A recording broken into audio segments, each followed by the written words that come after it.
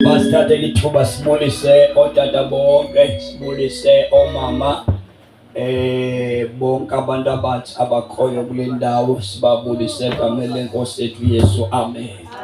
Sibulise ikhaya eli kusemani lapha koDlamini, andithi kunjalo.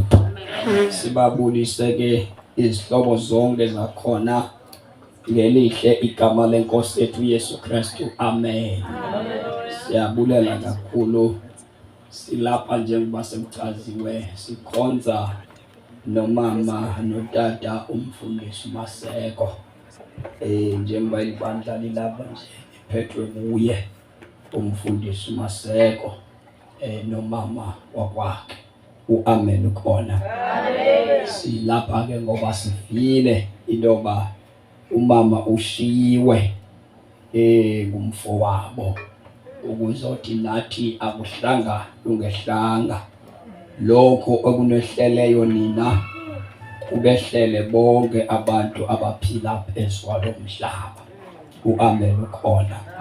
Akekho noyedwa ongenawo amava walento enenzakeleyo nina. Phambi kokuba ndiphakamise umshumayeli wanamhlanje, kunamazwi Tati Maseko nomama Maseko nabantu bakwaDlamini, siyabonga ma. Alapha uncwadi yentshumayelo, isahloko sesesixhenxe, ivesi ye-13, chapter 7 verse number 13. La mazwi athethwa ngumshumayeli apha ebonisa ukulunga nokwenza kukaThixo xa efuna ukwenza.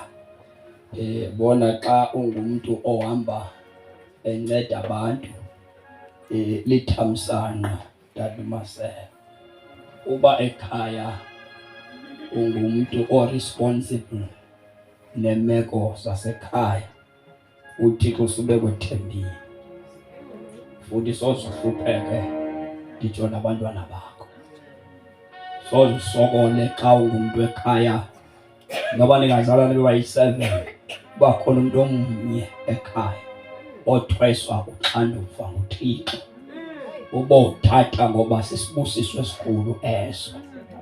Bakhona abantu abathi xa bephangele besokole kakhulu emakhaya bakhuliswa ngeentsiba, athi akuma abaleke abazali bakhe, angaphinda liwoye ikhaya, awudla imali yakhe nemfundo yakhe. Unelishwa umntu njalo, unethamsanqa xa uThixo ekuthwese uxanduva lokuba ubanake abazali bakho, ubanake abafowenu, uchole wonke umuntu ohluphekayo, umncede. Lithamsanqa, ungangayiboni ngowusaphilayo, kodwa abantwana bakho bazoyivuna le nto uyenzayo. Akekho umuntu ongahlupheka esenza le nto uyenzayo. Umuntu osokolayo ekugqibeleni umuntu obengabakhathalelanga abantu edla yedwa, akubhubha babe lusiza abantwana bakhe, ngoba xa uyenza le nto uyatyala, ungangaqondi wena. So ndifuna ungayithathi kakubi ke mfo kaMaseko, uyithathe njengesibusiso ukukhathalela abantu.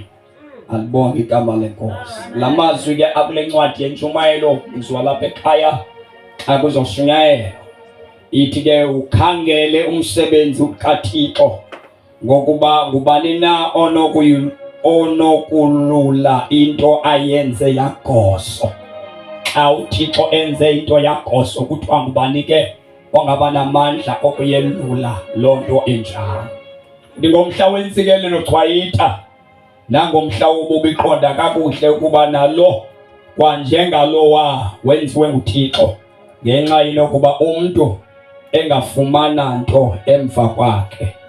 Kuthi ukuthi xa kumnandi chwayita, yonwabelele lobumnandi, uyazi bivela kuThixo.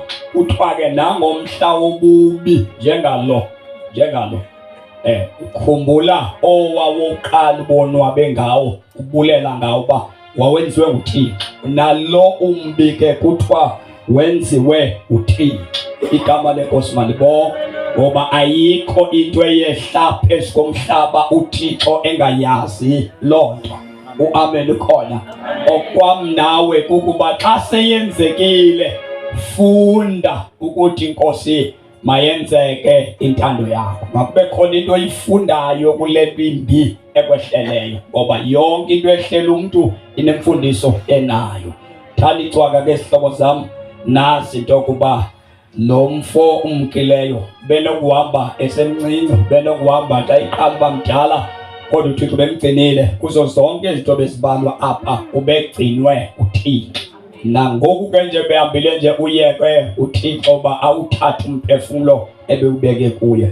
Cela sime ngenyawo ke, sinomfana wasemthatha umzalwane uFulani, nguye ozonika izwi lenkosi. Bathandekazi, siyabulela Dade Maseko, silapha ngenxa yothando nokubele benu. Ngesingekho apha uba beningalikhonzi ibandla, igama lenkosi malibongwe.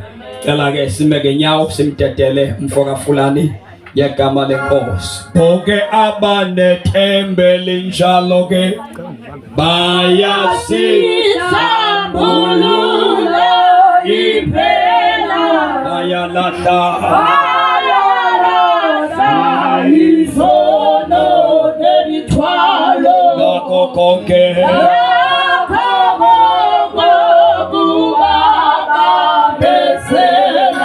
ekhaya la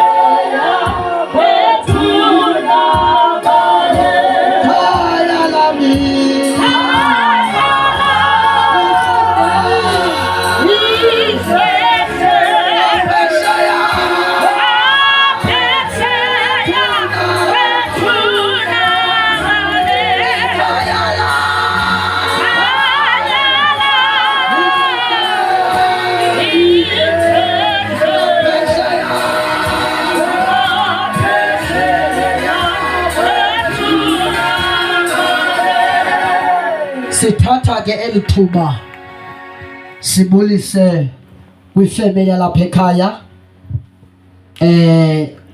sibulisa befundisi bonke abakhona, sibulise otata nomama nabantu abatsha ngegama lenkosi uYesu, amen. Besizama ubulisa egameni lenkosi uJesu, amen. Sekuxeliwe ke ndizalwa kwaFulani kwidolophu yasemthatha kwindawo yakuNqwathi. Ndahlangana noYesu ke ndasindiswa, ndaxolelwa izono. Sizothandaza ke njengoba sekuthethiwe ngegama lenkosi, incwadi kaJohane chapter number 19, ivangeli kwakubhalwa kuYohane chapter number 19. So thatha imizuzu embalwa sibe sesiyathandaza. Hosanna, oh blessed be the rock, oh blessed be the rock of my salvation. Hosanna,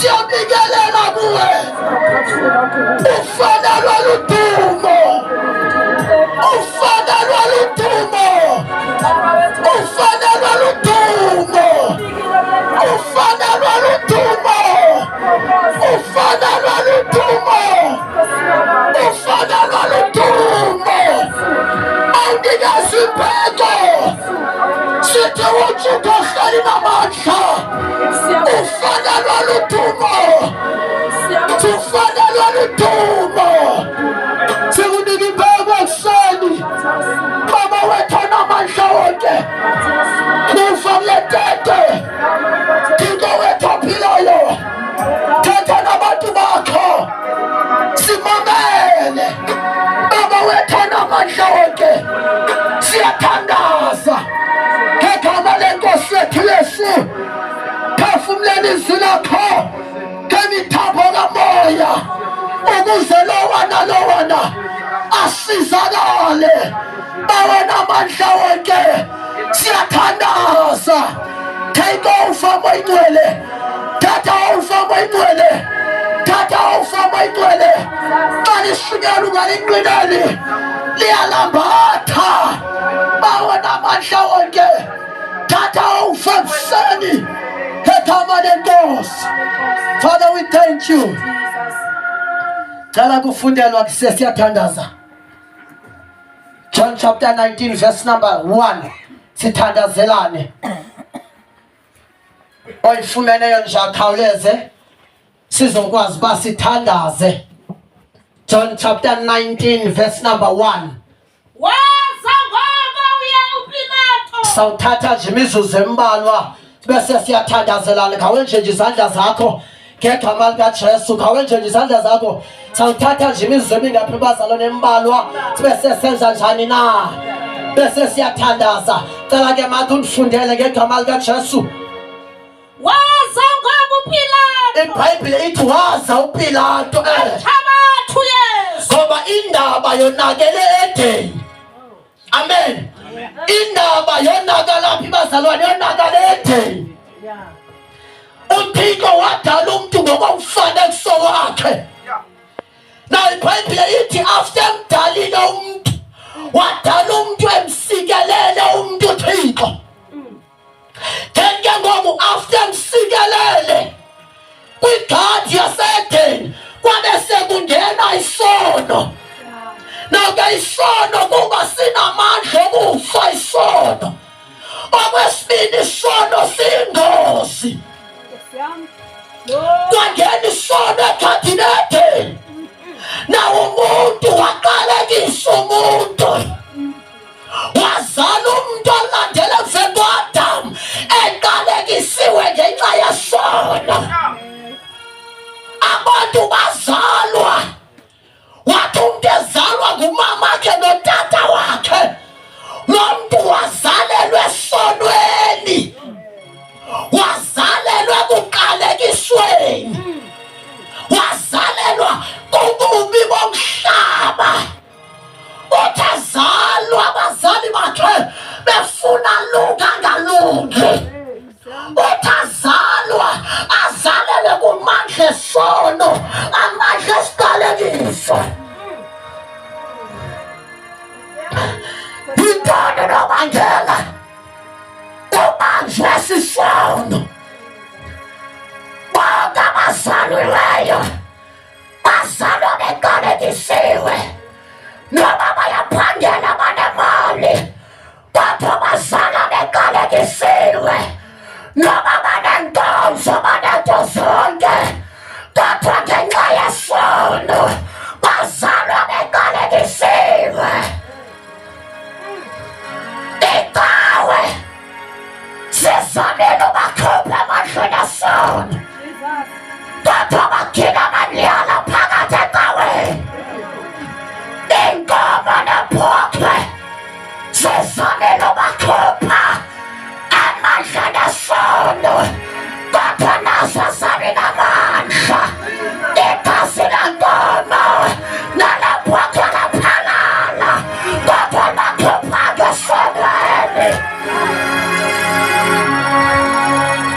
amagaza wabantu balo Mama abebelela inkululeko amagazi aphalala Steve Biko amagazi aphalala bonke abebelela inkululeko amagazi aphalala kodwa amagazi abantu awabenamandla wakhipha abantu esonweni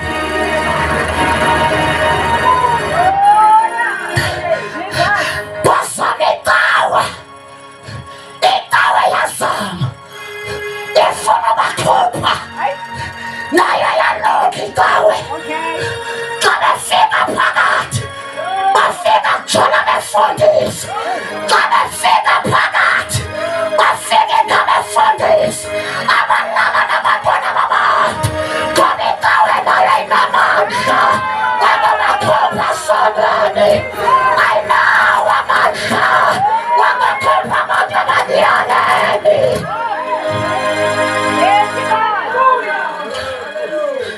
ayikho into engazanywanga kuzanywa unceda umntu uthi ubhuti ebethetha apha uthi sikhule njengabafana bonke unyanisile xa ukhula uzalele bubini noba uzama uba rayithi akwenzeki ngoba uqalekisiwe nokunetawa uqalekisiwe ngumfundisi unjalo uqalekisiwe umoya unobhayibhile unjalo sizalwa siqalekisiwe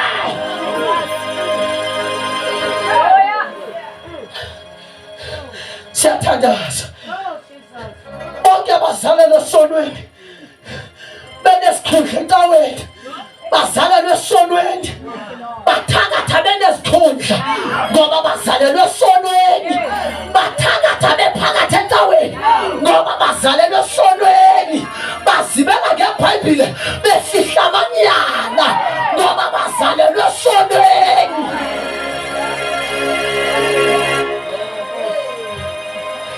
akho silumko akho ndingayinceda kubi kunje komhlaba ngoba sikhongozelwa sisono isono sihleli ngaphakathi kule ndawo esifunda kuyo ke ithi ibhayibhile uPilato wayebamba uYesu haleluya kwakukho indoda eyisuka ivela ezulwini uthi ahlabelelayo imikhosi kaThixo yathi xa ijonge emhlabeni yafika kudwela isono kudwela amanyala emhlabeni abefundisi bohlulakele igazi lenkomo nelebhokhwe nalo lohlulakele.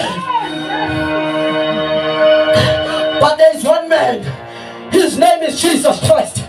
Kuthiwa yathi xa ijonge emhlabeni uthi wasewisile wabona uluntu luphela ezonweni lusife ezonweni abanye behlalisana abanye bekhonza kodwa bephaka amanyaleni abanye behlele ezonweni zabo kodwa le ndoda uthi wasewisile yasikwa imfesane engumangaliso xa ijonge emhlabeni wasikwa inimba wasikwa imfesane wathatha ingubo yobukhosi wayihlubula ingubo yakhe usikwa ngamandla sayo.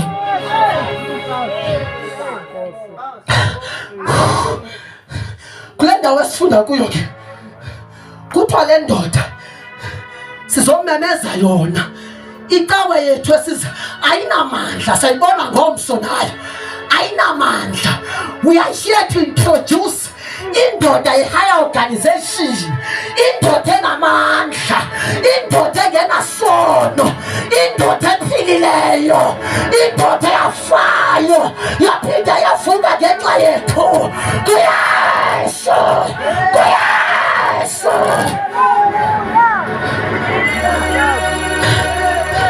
yabona basifunda kona cela ulifundele mama kuthiwa le ndoda yafakwa enkundleni yaxoxa amatyala ngexesha ixoxa amatyala iqale egadini yaseGetsemane yafika yathandaza ngoba uJesu waqala apha indaba yonakala khona ngoba indaba yonakala egadini unezokhulula umntu waqala egadini igadi yaseGetsemane. Now le ndoda bayithaba ndoda ewe mama ngicela ulifundele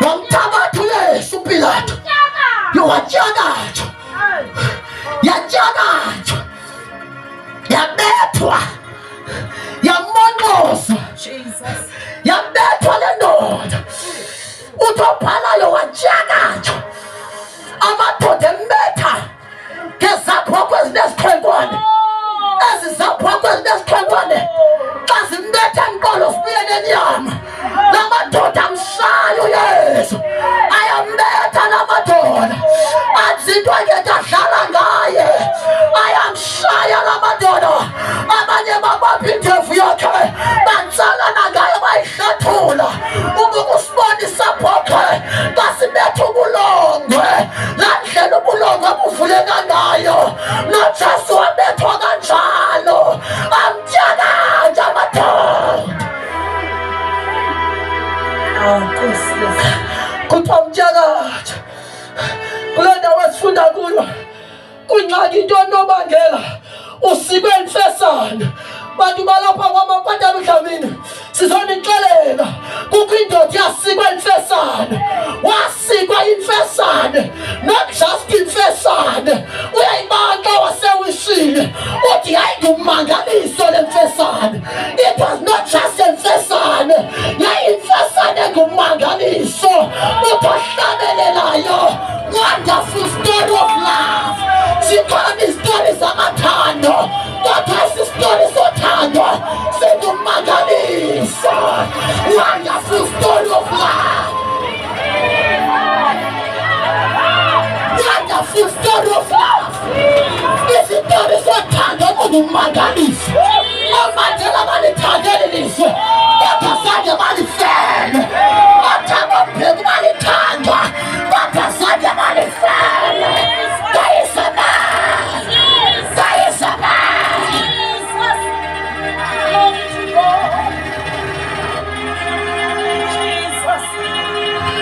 kuthiwa watshakatshwa.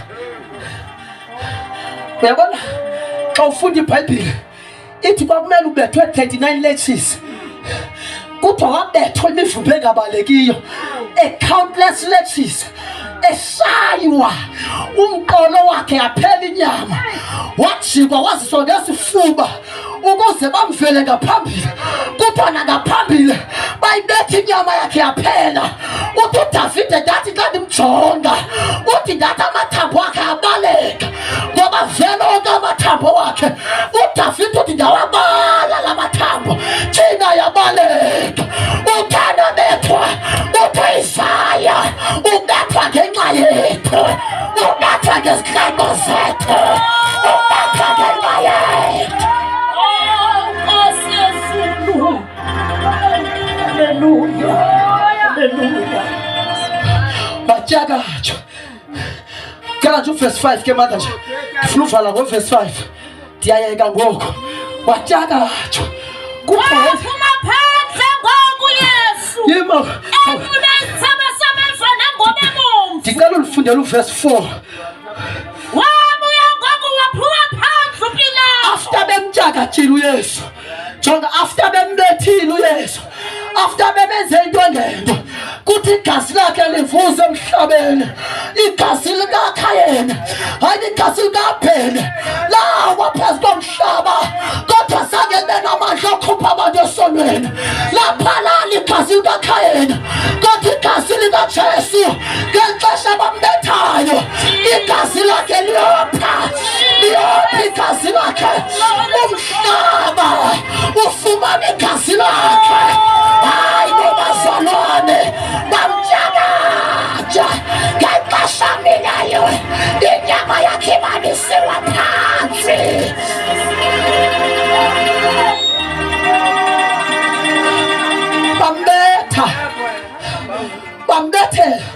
Bambetha uthi Isaya sathi sakumkhangela akwabikho umuntu omhlalelayo uthi uyizala ubona uYesu kwiminyaka ezayo umprofeti uthi le ndoda sathi sabijonga uthi akwabikho umuntu oyihlalelayo uthi akwabikho umuntu umnqwenelayo uthi uIsaya ndaba mna ndikuIsaya lo muntu ngumuntu oqala kusuke ngithixo lona ndaba ndikuIsaya lo muntu ngumuntu ongafunwayo uthi kodwa uIsaya ndaphinda ndathola isambulo saba lo muntu ubethwa ngenxa yethu ubethwa ngenxa yezikhato zethu ubetho lwethu lwabethwa kuye.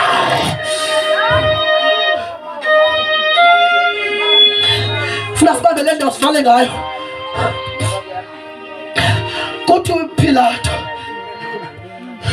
wamkhupha uYesu after menze yonke into kuthiwa wamkhupha enyala senjalo wamkhupha evuza igazi ngoba kukho indaba ezimbi kwaIsrayeli zoba abantu bafela ezonweni kukho indaba ezimbi nasekhasino zoba abantu bayafa abantwana bethu bangamaphalaphala kukho indaba ezimbi kulela nasekhasino uba abantwana bayafa ziziyobisa sengathi uYesu uvile wamkhupha uPilato ewe mama wamkhupha uPilato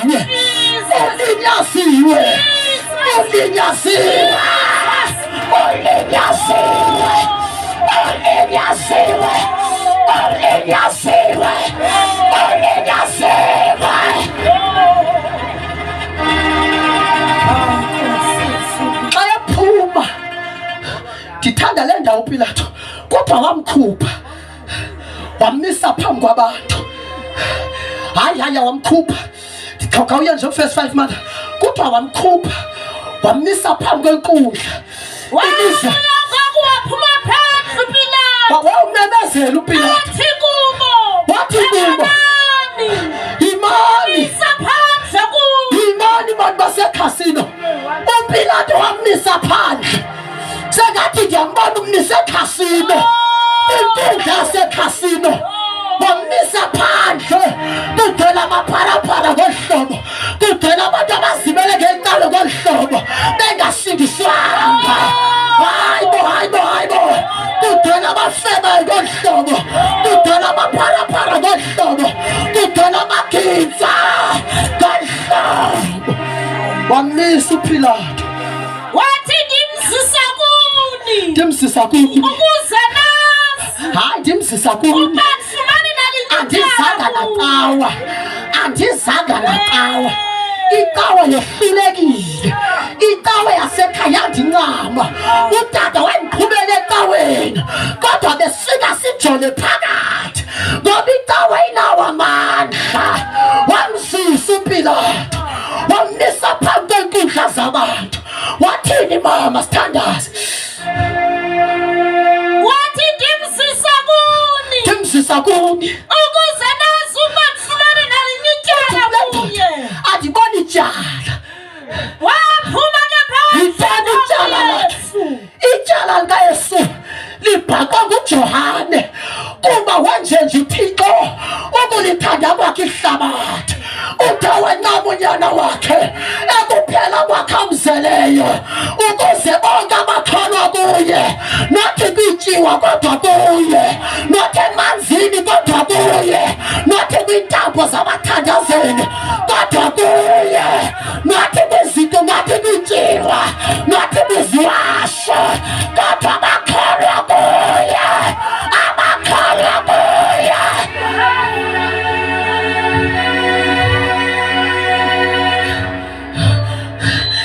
Emalanje ngiPilato yathi nguyelo ndiza naye siza naye family yakwaDlamini yindawo yobalekela indawo yozimela. Icawa yondawo yozimela. Indawo yozimela nguYesu. Sizexela yena kuthiwa wamisa uPilato. Ewe baba wamisa. Wathini uPilato?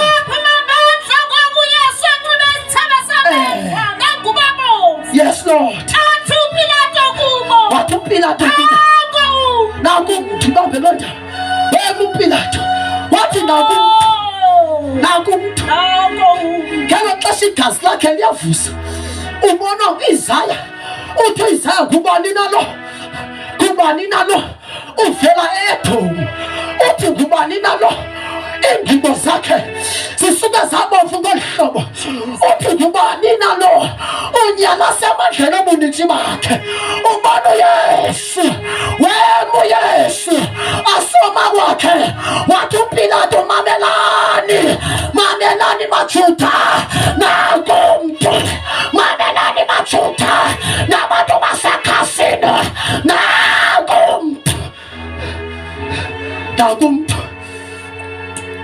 Sexela lo mntu igama lakhe Emmanuel.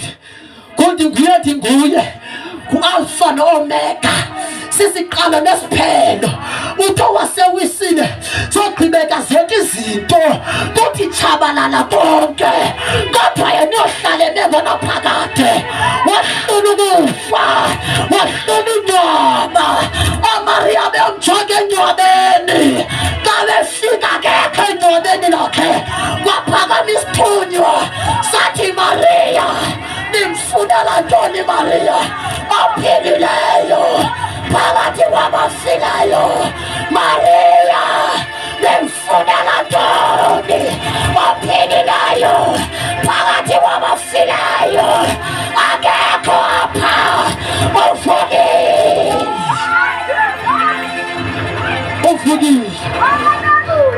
uvukile. Naku umntu bantu basekhasini. Naku umntu baba uMasekho. Naku umntu bantu basekhasini. Naku umntu icawe zena zinamandla. Nale ndikhonza kuyo ayinamandla. Andizange zoxela le ndikhonza kuyo. Le yam ayinamandla neyakhe ayinamandla. Ayinamandla icawa. Naku umntu. Ulinyazile. Indaba iphuma kheleni. Indaba iphuma gqirheni. Ibulowo awalinyazayo. Ibulowo awahlatshwayo. Naku umntu angakutholela izono zakho. Wamisa uYesu ukungqengqezela izono zabakholwayo. Naku umntu angaqalela izono zakhe. Naku uliphalaphala. Noma sowujele komhlaba kakhulu. Naku Yes.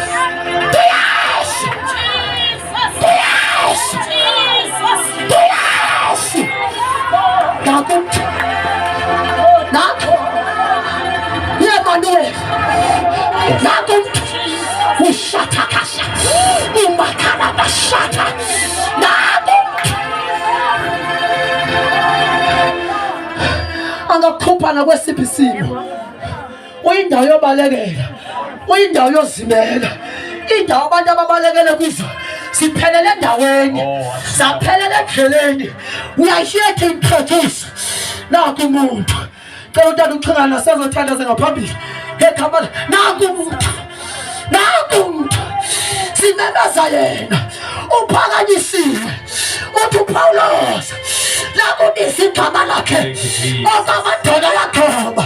Kungoba uThixo athe wamphakamisa kakhulu. Wamnika igama elingaphezu kwawonke amagama. Naku umuntu.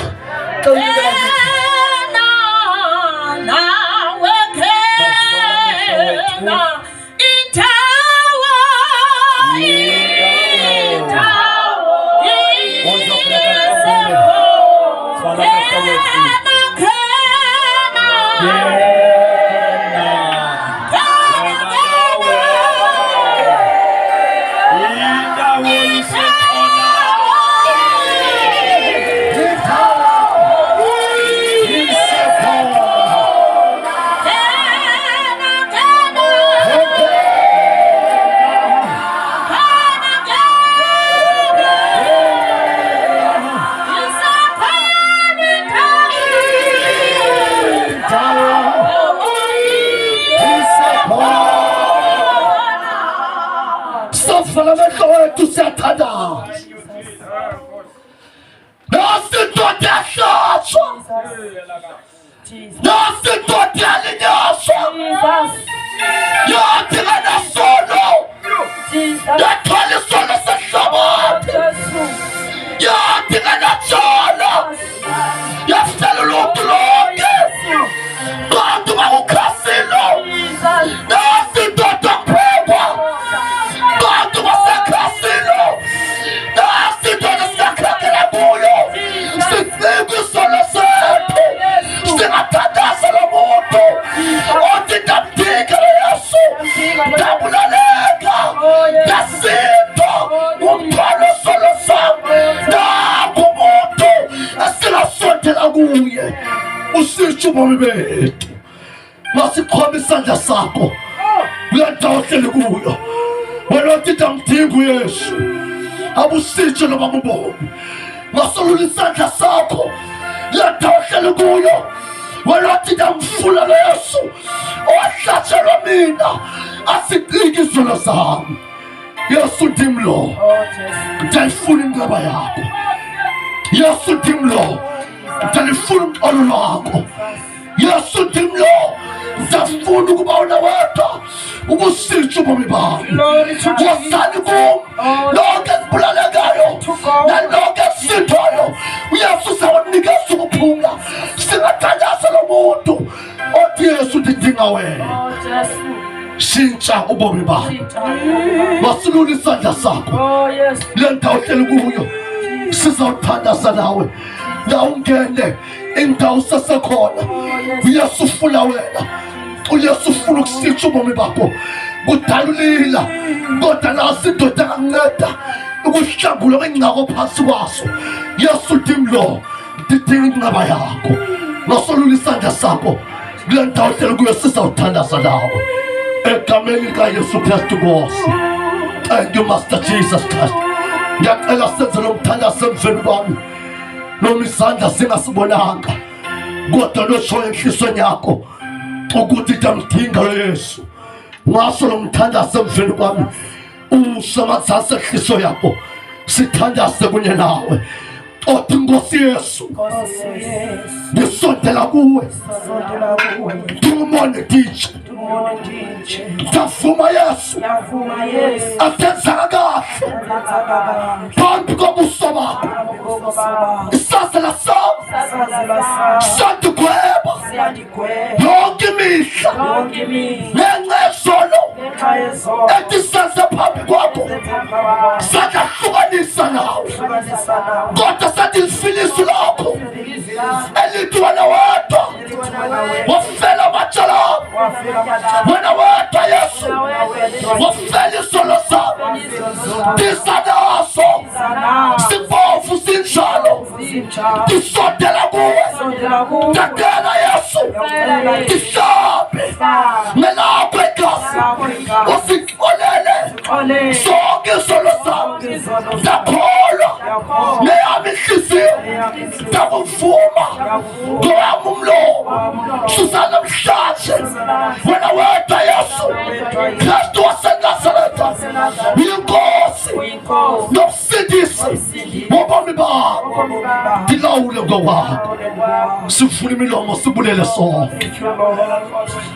Siyabulela Thixo wethu namandla, sibulela into yodwa,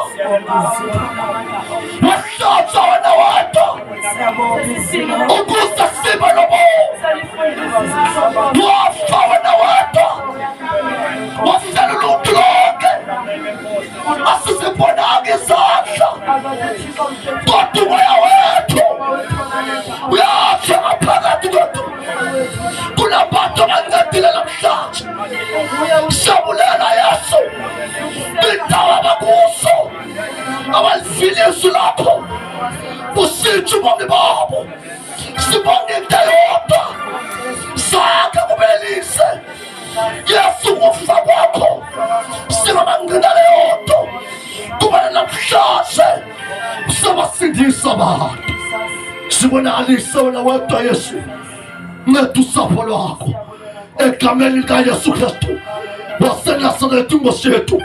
babheka phezulu kuwe basuke Nkosi bakhanya buso babusose bajabiswa bonke ababheke kuwe Yesu banikezwa amandla amasha nejabiso yasuka kubo egameni likaYesu Kristu waseNazaretha Nkosi ephilileyo sitasa tete ngaso ubeka Nkosi usifihle usisebenzisela usuku legama lakho nalo Nkosi ifa lakho elukwamukela namhlanje basemakhaya basemisebenzini basezindaweni zonke siyathandaza ubeka Nkosi wahlupha ngesu lakho ukuze batholele kuwe thola lesindiso yethu egameni likaYesu Kristu Nkosi siyahlala thina Nkosi ukuze uphakame wena wedwa uyithabatha indawo yakho lisukise igama lakho ngoYesu Kristu Nkosi ephilayo.